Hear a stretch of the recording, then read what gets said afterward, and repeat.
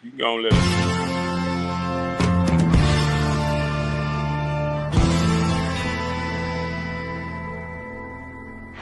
Mahomes trying to get him closer, heading the wrong way, and still has the arm strength. Scrambles to the left side, keeps the play alive. Now throws it across his body. Kansas City has won their first Super Bowl in 50 years. Oh, Derek Thomas whacking the quarterback. He's running to the near side, cocks his arm, throws a pass on the fly in the end zone. Touchdown! Intercepted Mike McMillan. 10, 5, touchdown, Mighty Mouse.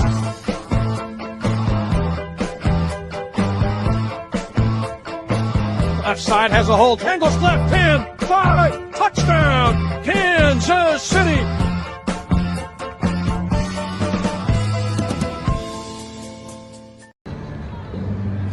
Hello, this is Pat Mahomes, and you're watching Red Tribe Cinema. Go Chiefs! Welcome to the 65 Toss Power Talk Show. I am Shaggy Shane Williams with my right-hand man when he's not on my left, Lance Twibble of The Spoken. Ladies and gentlemen, boys and girls, Kansas City Chiefs, freaks worldwide of all ages. Our guest this evening is none other than my friend, your friend, our friend. You know him, you love him. Ladies and gentlemen, give it up for Pat Mahomes Sr.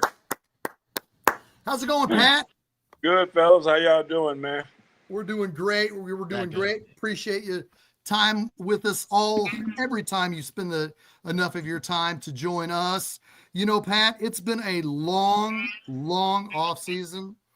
There was concern that we've had since your son, Patrick, sustained an injury last December. It was scary as fans, and it was scary to see him go through what he went through. You know, 2 weeks after he sustained this injury, Lance and I wanted to talk to another good friend of mine who sustained that same injury in college. His name is Harvey Williams. Harvey Williams sustained that injury after near the end of his sophomore season. He missed his next season. It was a medical redshirt, and then he returned for his junior year. And he stated the best thing for Patrick to do is to sit out for the 2026 season. Granted, this was what I'm about to play. This was 2 weeks after Patrick Mahomes' injury. This was keep in mind, we didn't have any medical reports coming up. So this was just at the time, 2 weeks after his injury. This is Harvey Williams' view of Patrick Mahomes' injury, January 7th of this year. 5. Are you still going to be comfortable, or you still think he should sit out next season? My answer to your question, Shaggy, is I had that same injury. It takes longer than, I don't give a shit about what the technology is talking about and all that. I had the same injury that he had. Matter of fact, I tore 2 ligaments, and you will never be the same. You might be a little bit stronger, but if he does play next year, you will see him with a brace on his knee. I don't give a shit. He could be Superman or Superman 2 or whoever the Hulk. Mentally, that's the difference. He will not be the same until he fully recovers.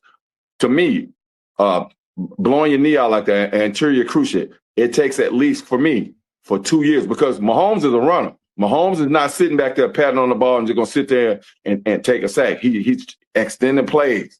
He's trying to get first downs. And what I'm saying is, if I'm the owner or I'm the head coach, I'm trying to build my team from the inside out. We already know we got the best quarterback in the National Football League. My thing is, can we build an offensive line? Can we get a running game? By the time he comes back in 2027, everything else is going to be gravy, my man. So that's my philosophy, and that's what I'm thinking.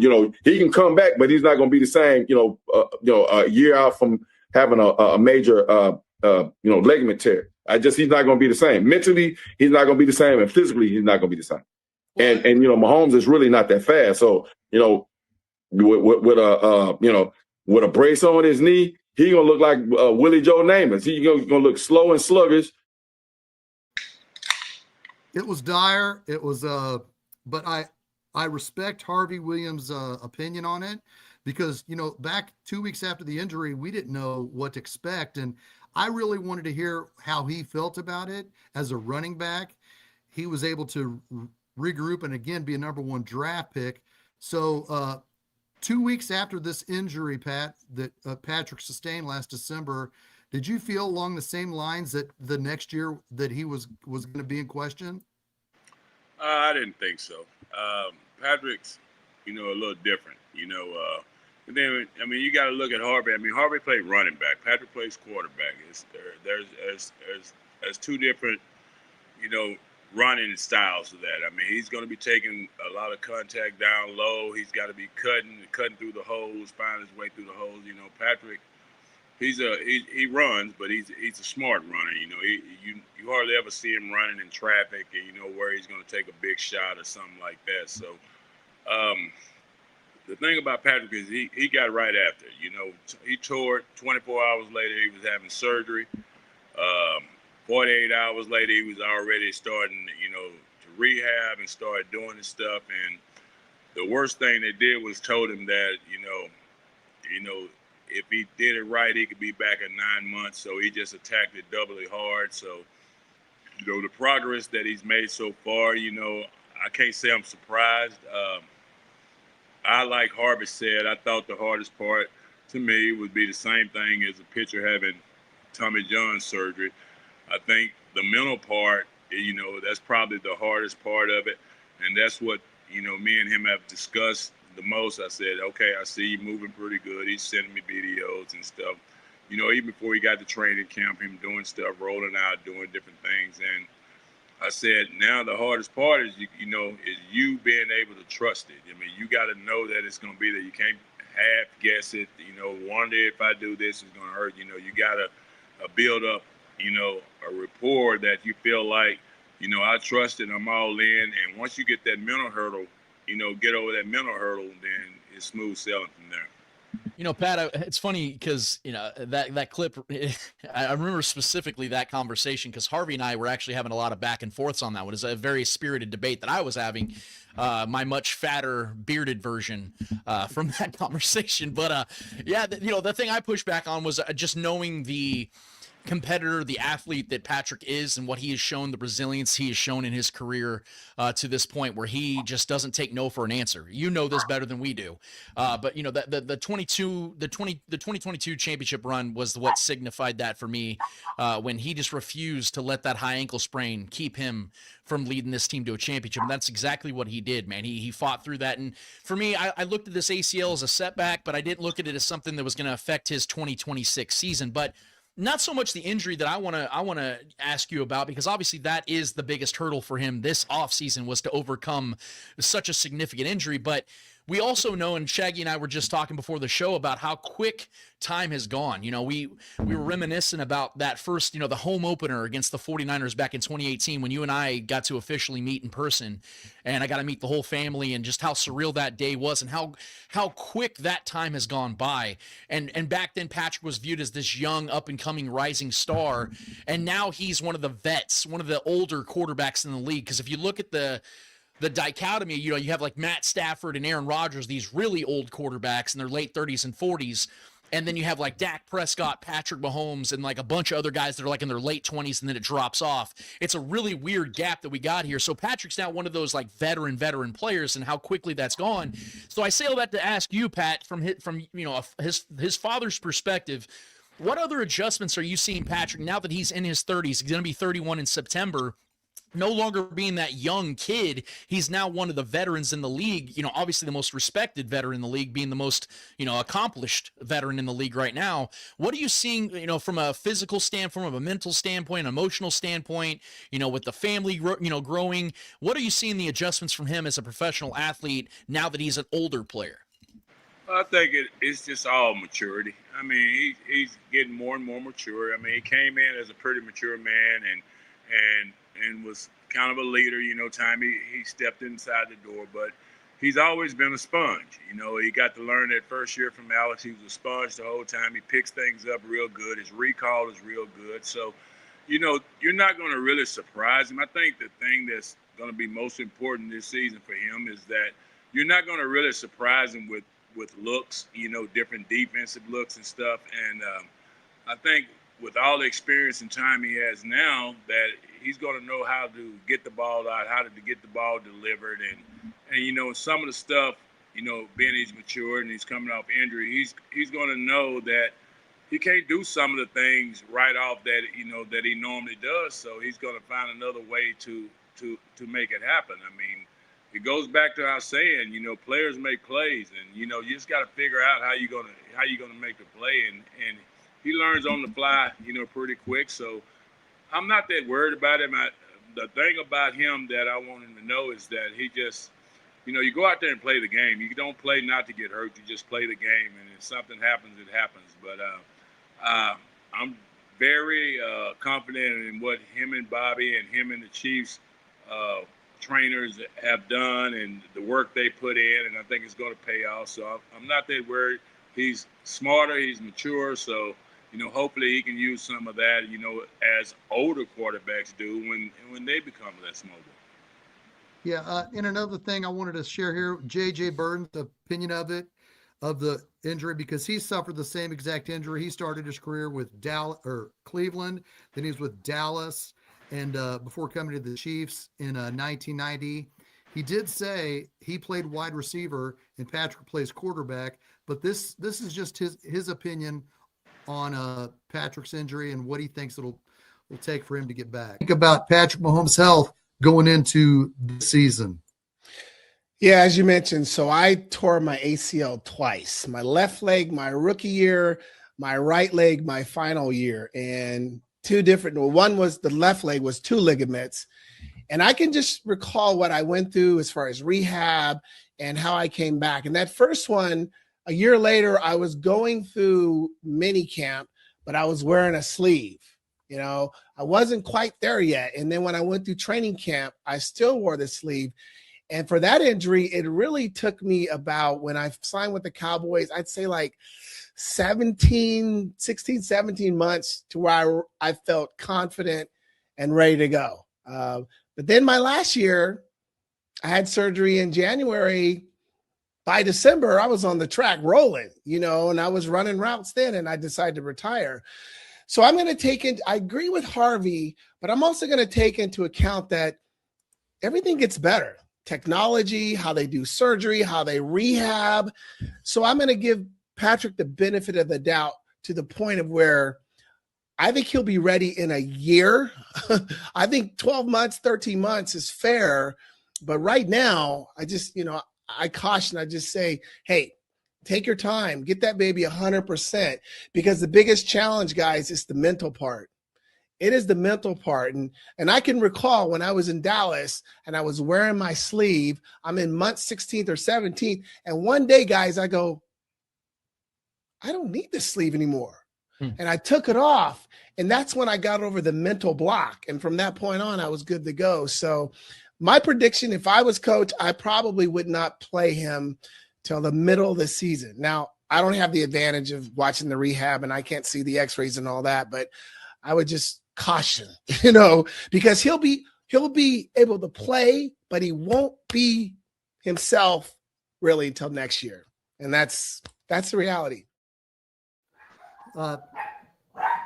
Recently, Patrick, we found out that he's been getting advice from Zach Ertz, a tight end. When you hear these other NFL athletes who've experienced the same injury as Patrick, do you feel like Patrick has gone above and beyond to find out what it will take for him to come back at 100%, Pat? I think he's looking at every avenue. He has his trainer's Bobby Stroop.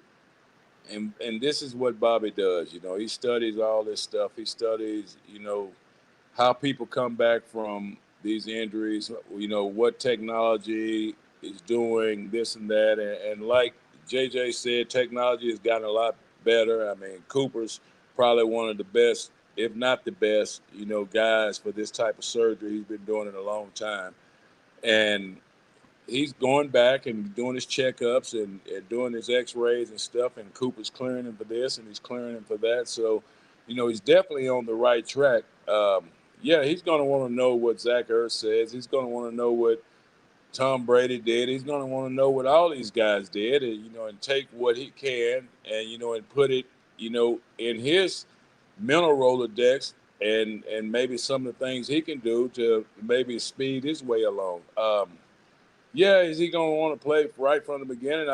Yeah, he's going to want to play, but sometimes you have to police yourself. But I feel like he's making all the right strides and he's moving the right way, to be able to play on September 14th. But we'll see what happens. I mean, anything can happen, and it's training camp, is before the season. I mean, stuff happens all the time. But I mean, I think he's doing all the right things that will put him in a position that he can play, hopefully that first game. Yeah, well, I got some cold hard cash here that says that Patrick's playing week 1. I plan on cashing in, Pat. So that's what I think is going to happen. But listen, I want to transition the conversation here, Pat, because I want to talk about this team in particular surrounding Patrick, because obviously we know that Patrick is going to do everything he can to be as available and as healthy and as ready to lead this team. And I'm not going to put you in the position where you have to, say anything that, you don't want to say. I'm going to speak my mind, and then I want to just kind of get your thoughts on where you're at with this team right now. But, some of the concerns I had was, after the 2025 season, the way it went, to me, it was symbolic of Patrick was having to make up for a lot of inefficiencies this team and this coaching staff had throughout the season. You saw him running a lot more than he probably needed to or wanted to, and I think it cost. I think the injury really was just a symbolic representation or result of what that was.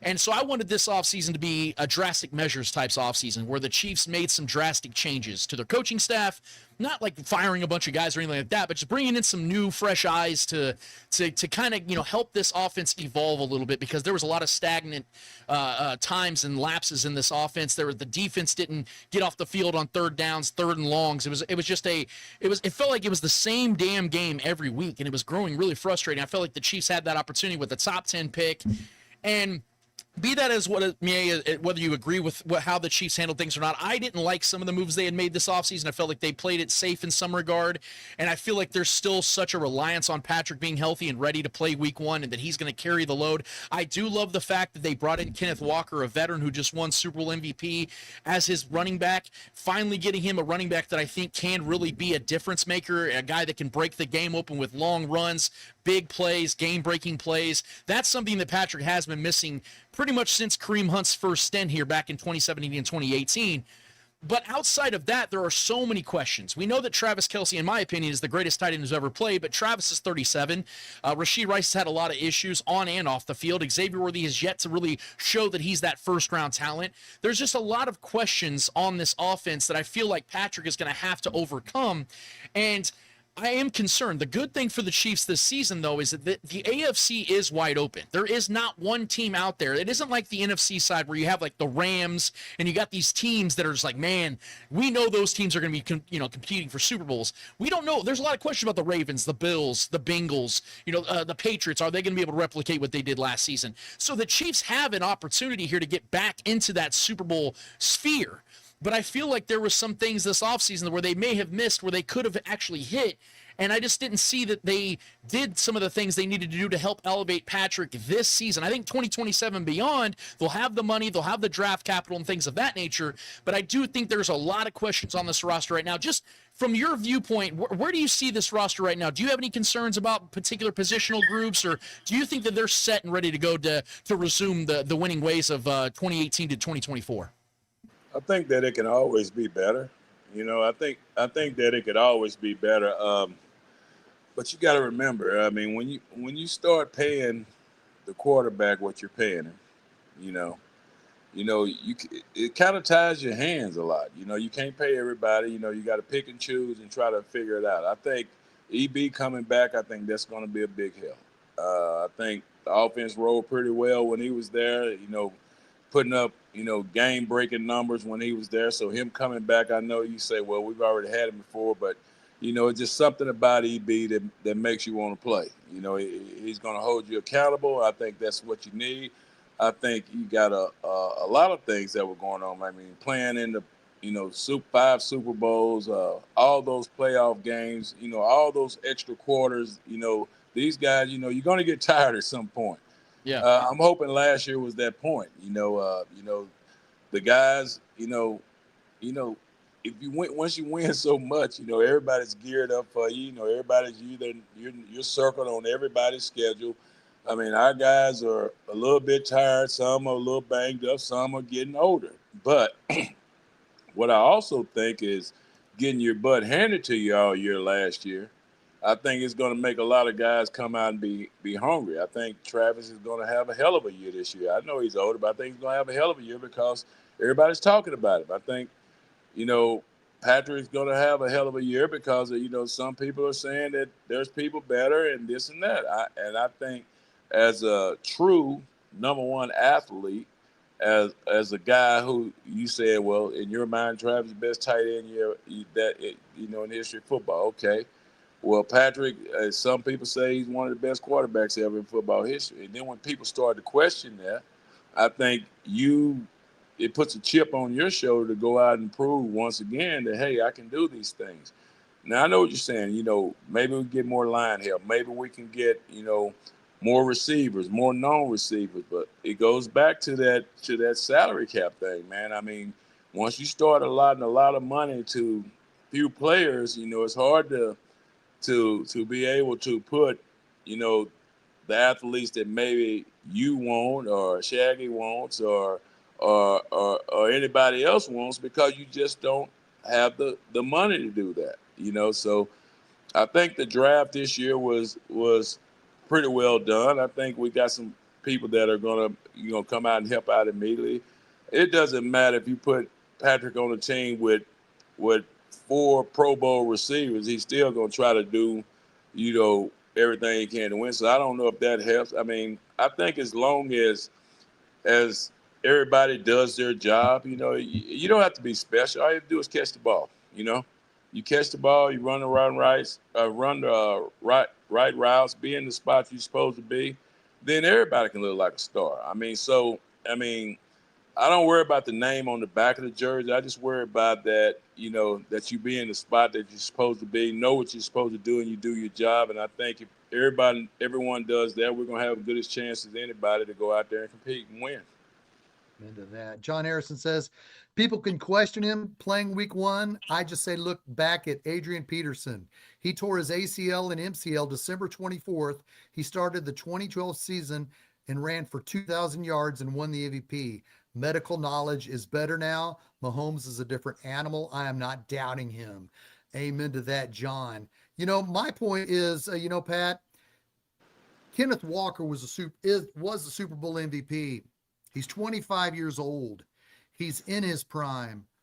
What Kenneth Walker did for Sam Darnold throughout that Super Bowl run carried the Seattle Seahawks.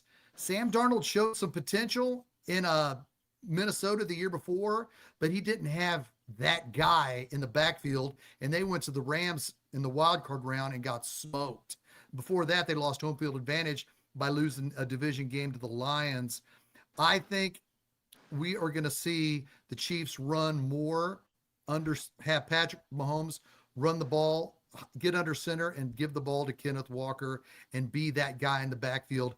I think Mahomes, this is my opinion, I could be wrong, I think Mahomes is going to lean on Kenneth Walker the same way Sam Darnold leaned on Kenneth Walker to get to for that playoff run and to become a Super Bowl champion, until Patrick's 100% come November or December. It's all hypothetical. We don't know exactly when he's going to be 100%, but I just think lean on that running game. They put a lot. We're sitting here talking about money and salary cap and players. They gave Kenneth Walker the cash that the Seahawks wouldn't give him.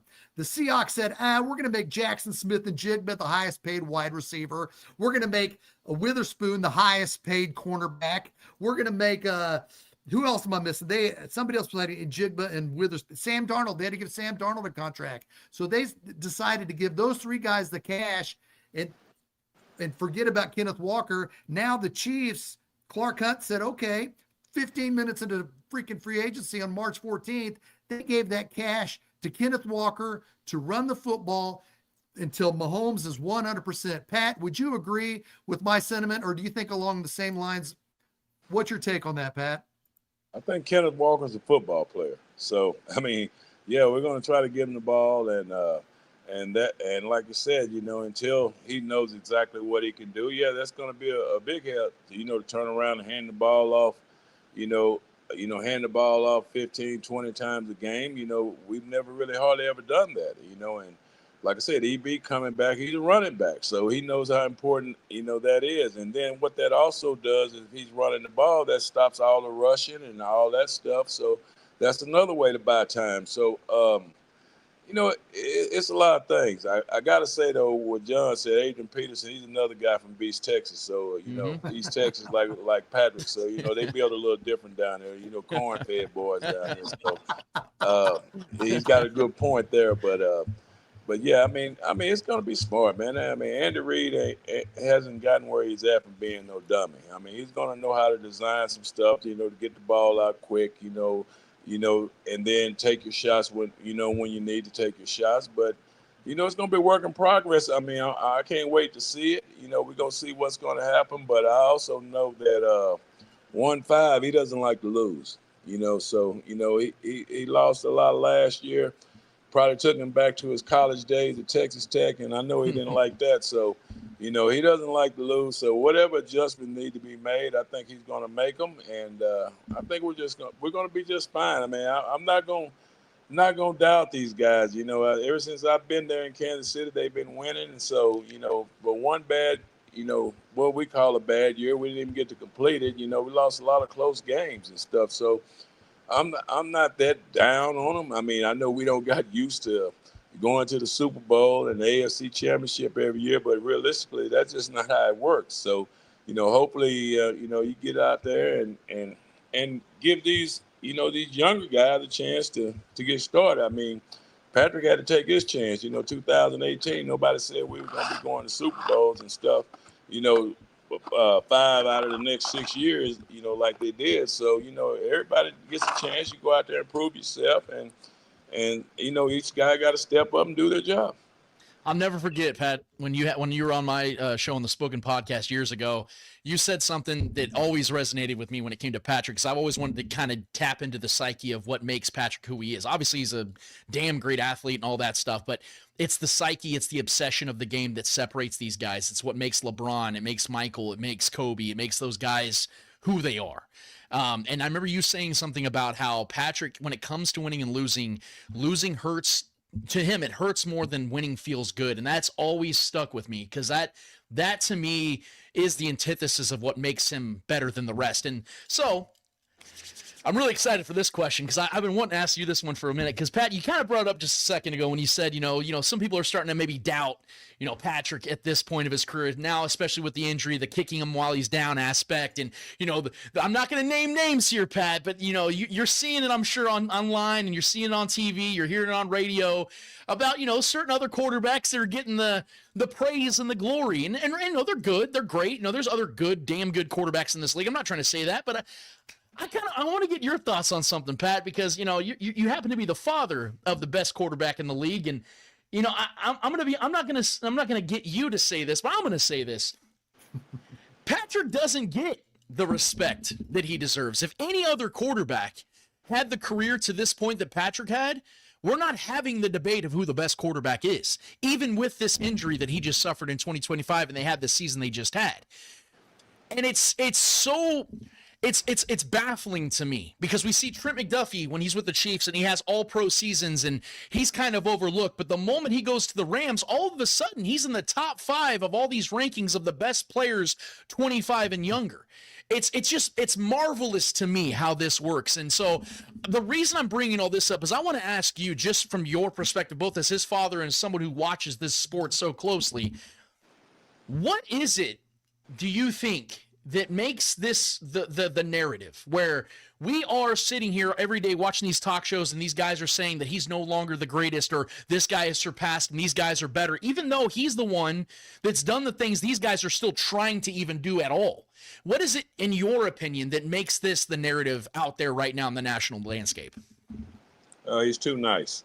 You know, he's too nice. You know, he answers everything correctly. He always, you know, says the right thing. So, you know, he's too nice. So there's not enough bad boy in him. So, you know, they have to do something to try to get him riled up so he'll say something that's out of the norm. But I mean, if truth be told, any of those people that are saying the things that they say, if you ask any one of them if they got to have one game to win and they got to pick one quarterback, I guarantee you number 15 will be the one that they pick, because, you know, he showed that he can come back. You know, when he's down, he showed you, you know, he can win it the easy way. He showed you can win it different ways. So, you know, I've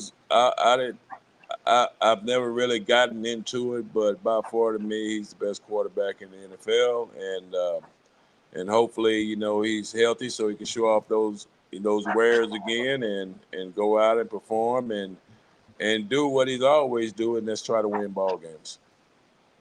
Amen. Damon, Chio Spence, 5069 says Pat Sr. on the show. Dope. Met Pat Sr. at the Cowboys game last season. Stand-up guy. Awesome. Thank you very much, Damon. You know, we had Byron Pringle on here in June.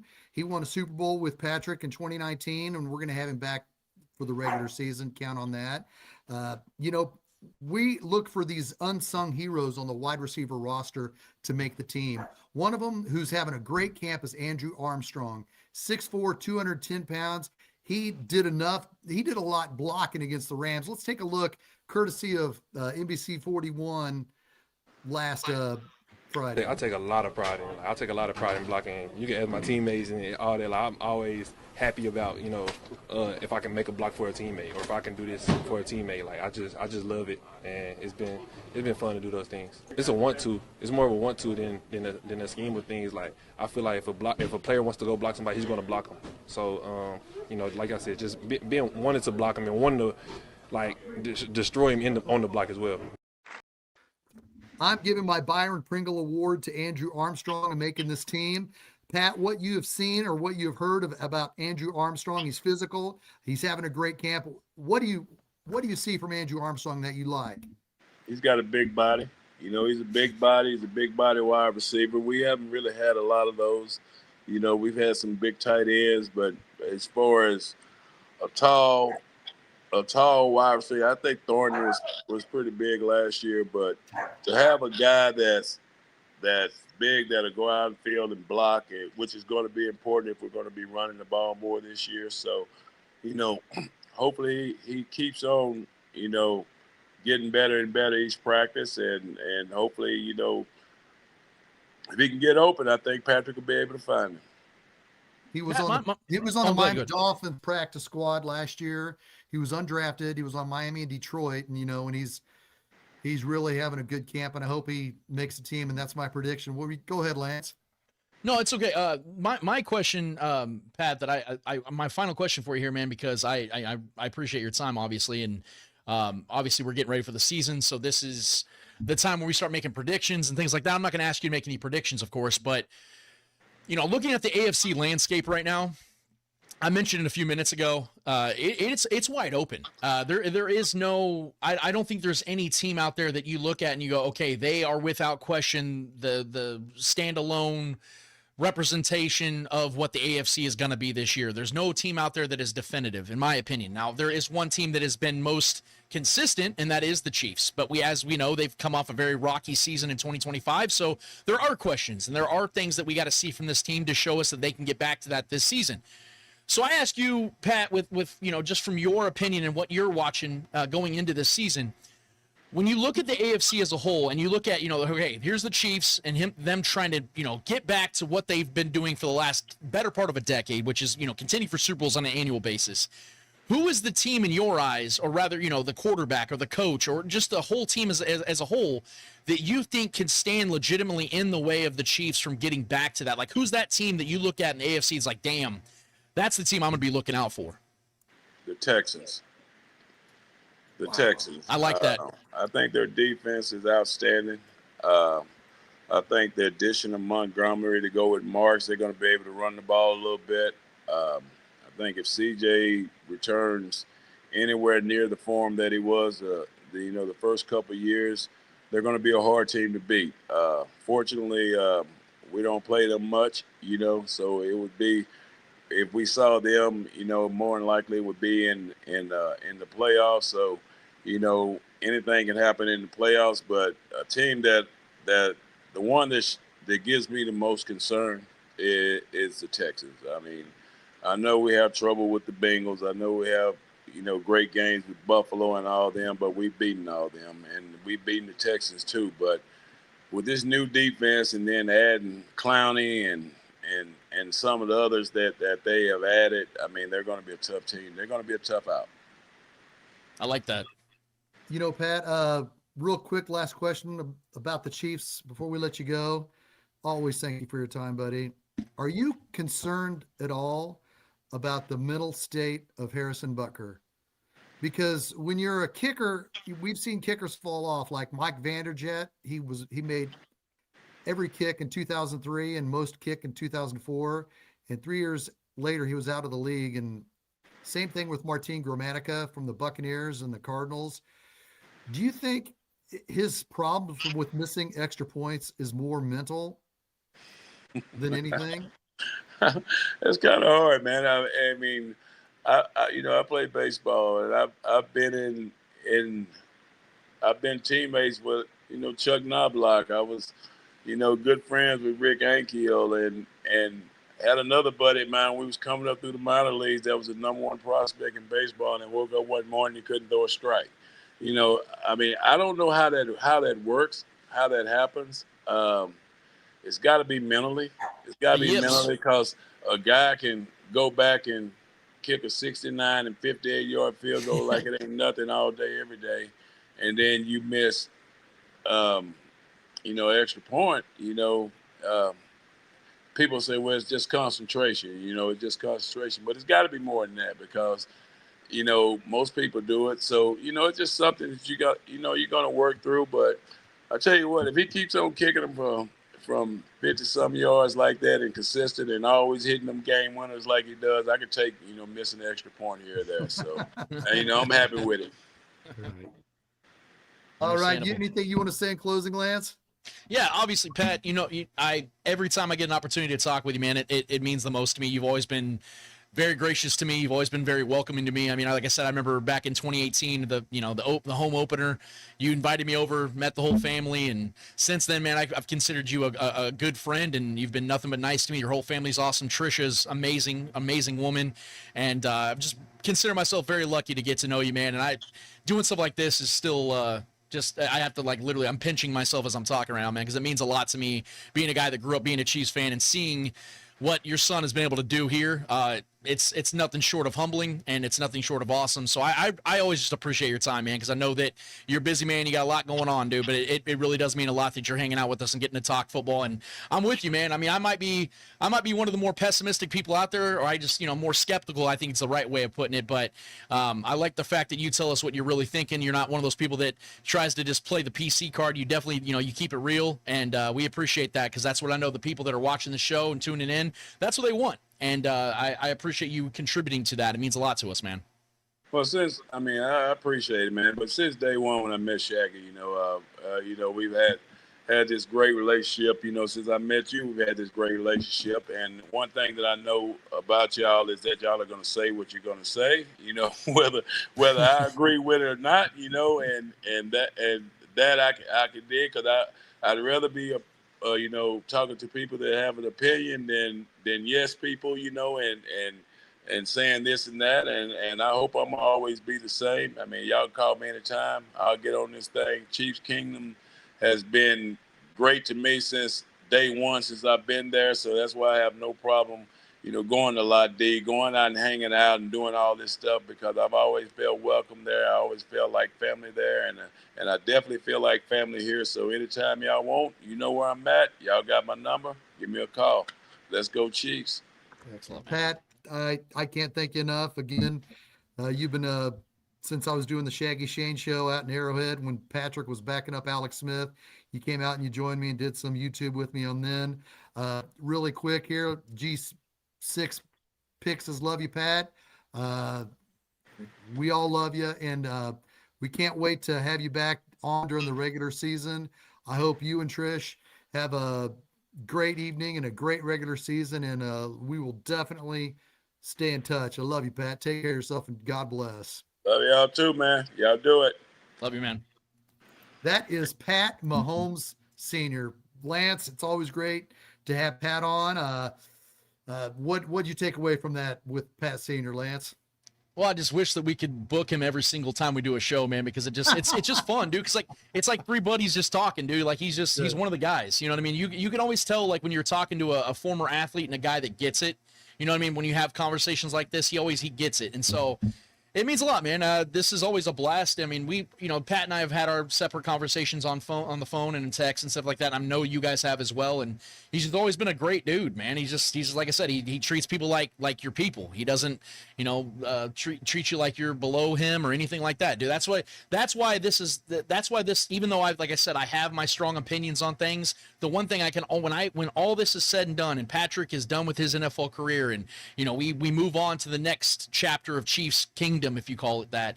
The thing I'm always going to look back to is just how lucky and fortunate I am that I've had this opportunity as just some guy, just some kid that grew up loving this team, that not only gets to, experience watching the greatest quarterback I've ever seen play football lead my team for the years that he's going to do it, but to get to know his family like I have, like you have.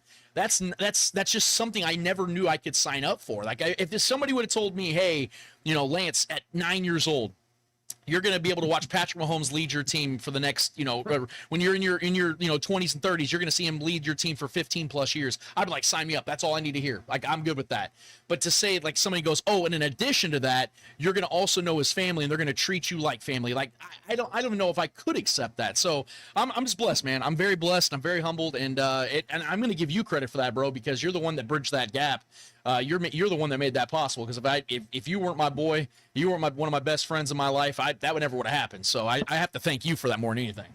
Heck yeah, you're more than welcome always, buddy. Your family to me. All right, let's get to R. Mason Thomas highlights. He looked really, really good. Let's take a gander at this and tell me what you see, Lance. Well, I see a kid that's very quick off the line. That's what I see. He's very aggressive. I love the fact that he is something that the Chiefs' defensive line has been missing pretty much the entire Spags era. Spags likes his style of big-bodied, more of a bulldozer type of edge rusher. R. Mason kind of breaks that mold, and that's what this team has been missing. I do think that opposing offenses are going to watch this film and say, okay, let's utilize his aggression against him, kind of like a Nick Bosa. Well, I know that's high praise, obviously. I'm not trying to compare him to Nick Bosa, but the style. They're going to try to utilize that against him, or they're going to try to use dump-off screens. They're going to try to go the opposite direction, utilize his aggression against him, because you could see right here, I mean, he's quick off the line. And so that's what you're going to see from him. But I would be a liar if I told you that this kid has not already impressed me. I mean, am I expecting big things his rookie season? Statistically, probably not. But he is showing promise early and often, and you can't ignore the film. You can't ignore the tape. And this kid is putting some really good stuff on tape, man. So, I'm liking the pick so far. I'm not loving it yet. I want to see him in live rounds and real games that matter against, full-time starters, against guys that are out here trying to win games, not out here playing base offenses that are just trying to get through preseason uninjured. I think that's what's going to be the real proving ground. But, dude, there's no way in the world I'm going to sit here and look at this footage and say I'm not impressed. I am impressed. What do you think? I think that the D Ford comparison is unfair to him, because the comp was D Ford, but he looks bigger upper body, and he looks longer than D Ford. I don't understand that comparison, because he looks bigger. Well, I think the comparison is he looks like what D Ford was supposed to look like. D Ford and him stylistically have a similar style, but D Ford's back never allowed him to become that player. He always had a back problem.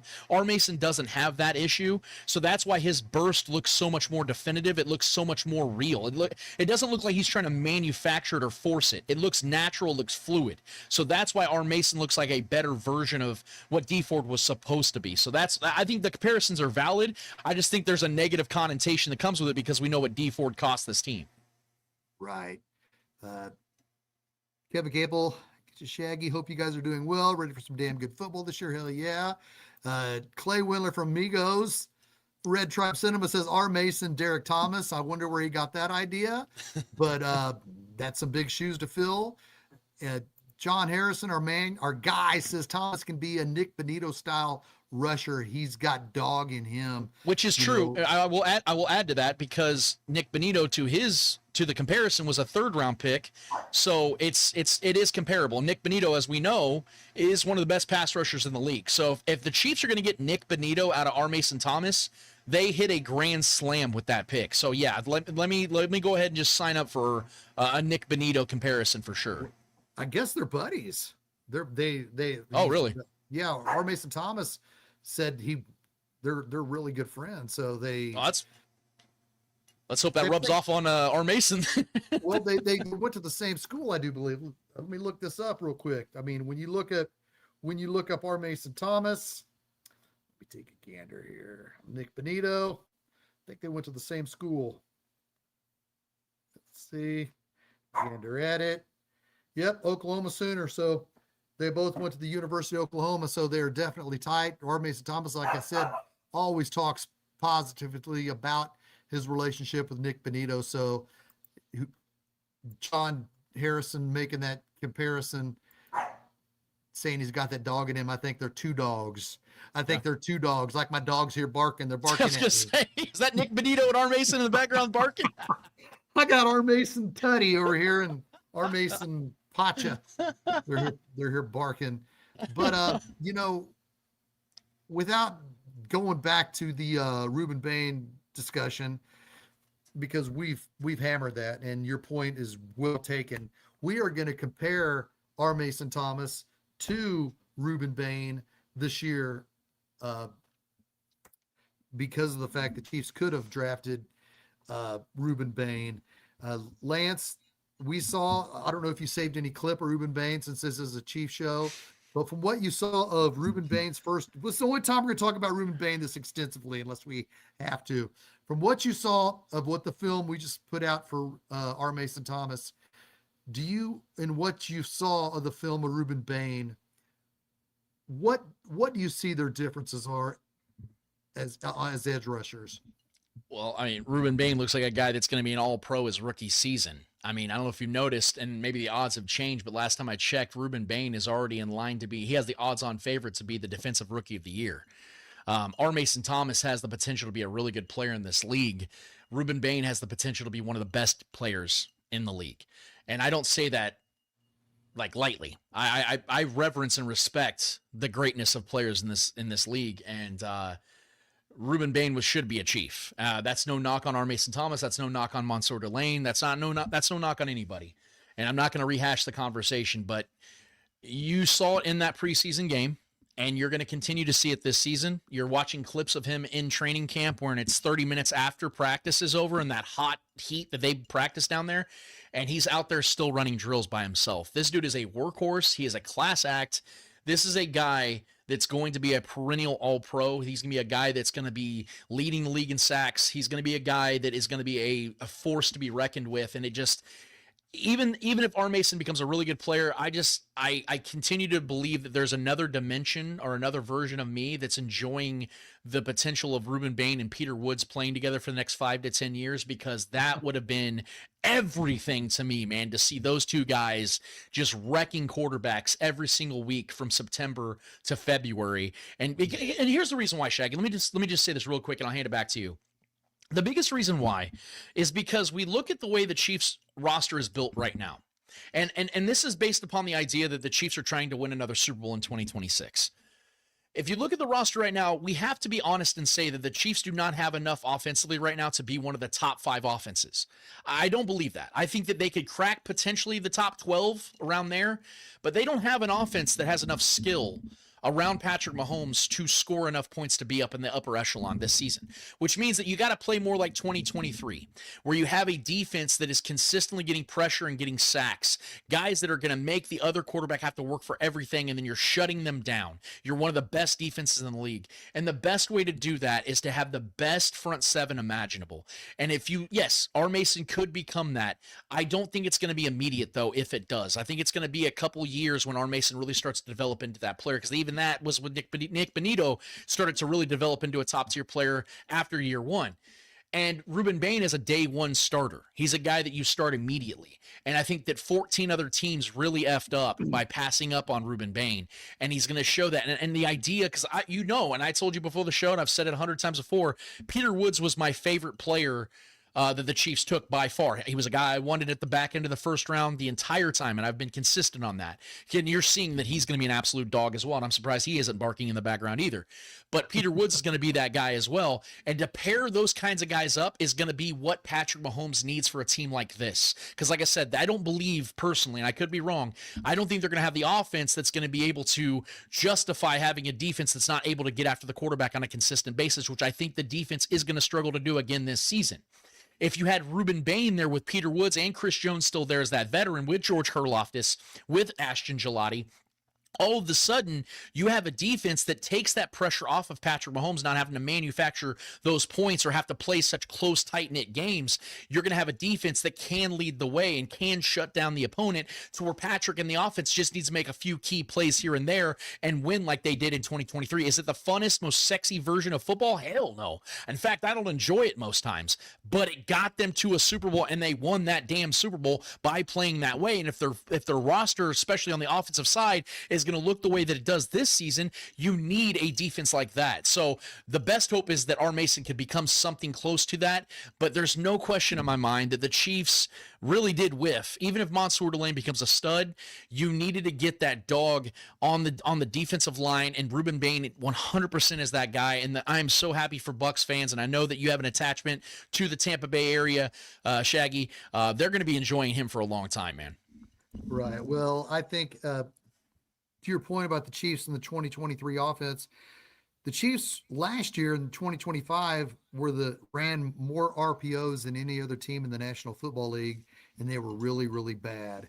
I think the Chiefs are going to slow the game down a little bit. I'm not going to get here on air and say we're going to be Marty Ball with Christian Okoye or Larry Johnson with Herm Edwards in 2006, but I think the running game is going to be, the running back room is so much better. Emmett is going to be so much better. Yeah, Emmett Johnson.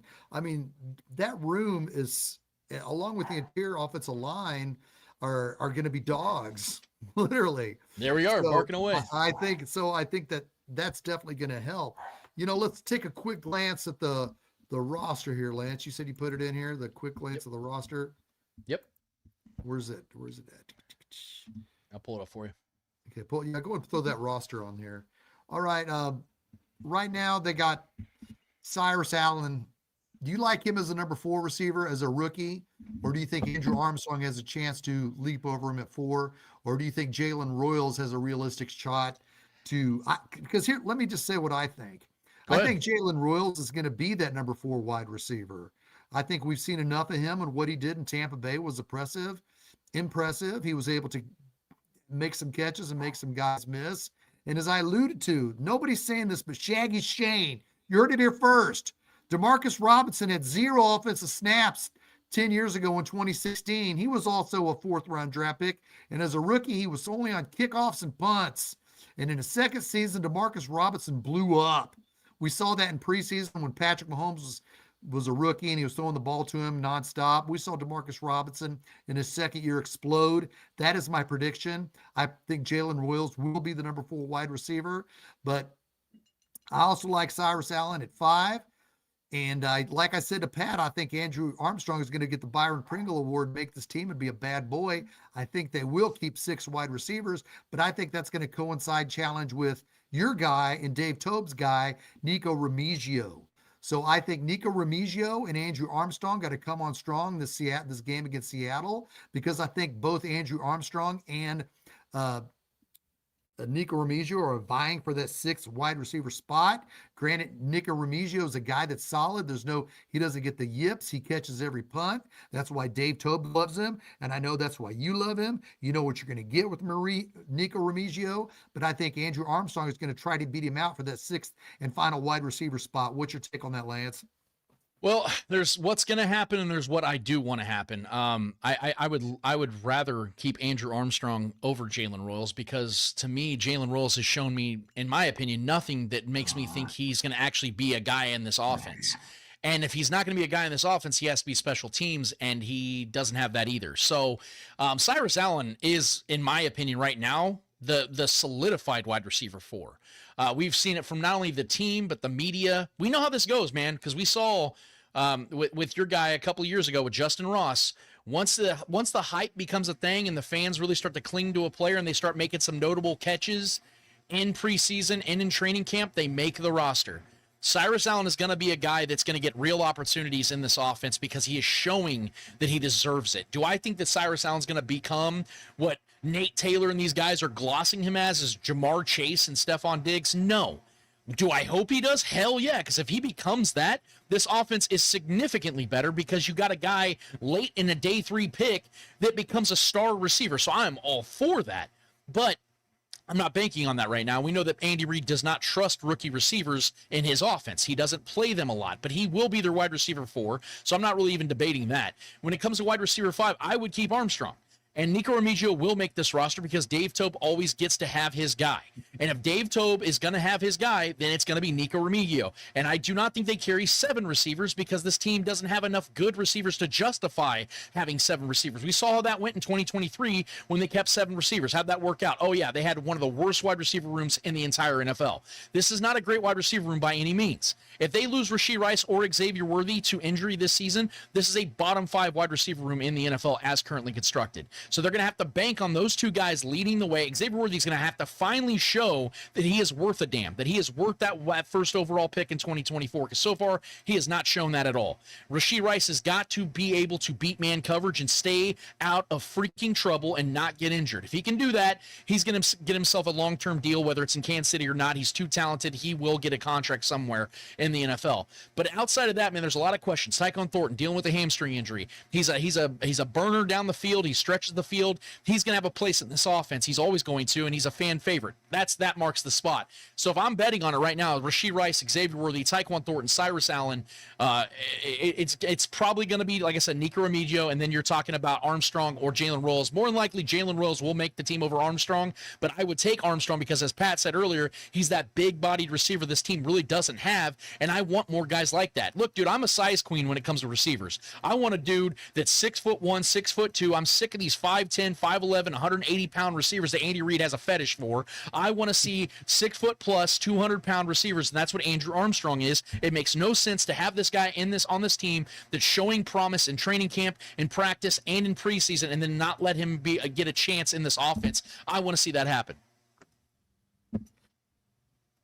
That definitely is going to be fun to watch.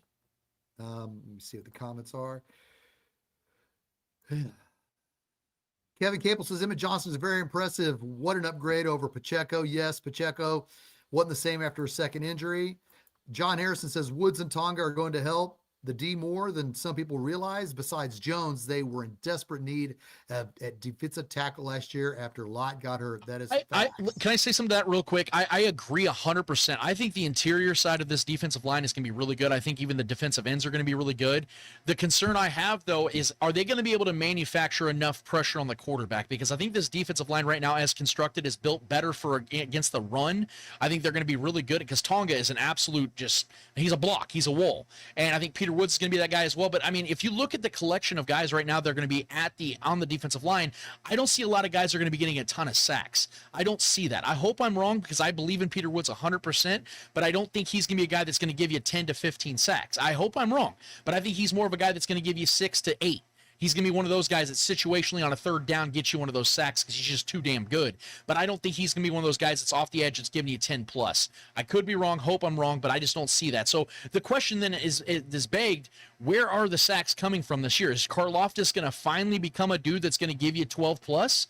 Is it going to be R. Mason Thomas who breaks the mold and becomes that rookie phenom? I mean, there's a lot of questions, but how many answers are there? I mean, you can't expect Chris Jones at 32 years old to become a guy that's going to give you 15 sacks again. I think those days are gone, man. So, yeah, there's a lot of questions on this defensive line, but the one question I don't have is whether they're going to be strong up front in the middle. I definitely think they're going to be. I think they made some good moves at the defensive tackle position for sure. Cool. Hey, can you remove this? Yep. I don't have access to that picture. Cool. Well, Lance, next week's cut down day. Yeah. We're going to do our show and we're going to find out who made the team. You know, I hope we don't pick up Juju Smith-Schuster. I feel like that's going to happen. I think Juju Smith-Schuster would stunt the growth of what we have. I know people love the familiarity that he brings. Do you think he's coming back? I have a strong feeling I think there is, just because we know this team has a fetish for bringing guys back. The prodigal son effect, dude. We just saw Cam Jones come back, a guy that cannot make an NFL roster. We saw them do that. We saw them literally trade. We literally saw them trade for Derek Nottie last season, for Christ's sake. Like we've seen some really just questionable decisions. They just love their guys. And so, yeah, would it honestly shock you, Shaggy, if we tomorrow at 11:53 in the morning, Juju Smith-Schuster signs a 1-year, $3 million deal with the Chiefs? Like, would it really shock you? You know what I mean? Like, he's got to get released by the Giants first, but they keep acting I think he already has been released. Oh, he has? I know they were saying he's going to get released. Yeah. So I'm like, oh gosh, man. It's bad, man. But I want to see these kids. I want to see these kids that are working. All right. Clay Willer says, we want to see sexy Lance. Lance, you've lost up to 90 pounds in the last year. So you want to address how you lost 90 pounds real quick before we say goodbye? Yeah, crack cocaine. No, I was kidding. No, I have. Your teeth look good. These are rentals. It's like a row of urinals right here. You know what I mean? I'm like Rex Ryan over here, dude. You know what I mean? No, he's not doing crack cocaine. Okay. No. I swear to God, I'll never touch that stuff. Never will, guys. It's been all natty, dude. It's been all natty. I've taken care of myself. I've intermittent fasted. I've eaten high protein intake. I credit to my brother Trevor. You guys know him as my co-host on the Spoken Podcast. That guy has been in shape for damn near 15, 20 years now. I just decided to lock in. I've said this on a show when we were on here last time with JJ Burden. It's a mentality thing, man. And I know there's a lot of guys out there. I can't even tell you how many DMs I've gotten from other guys who are like, hey man, like what's the secret? You know, people in person ask me what's there is no secret.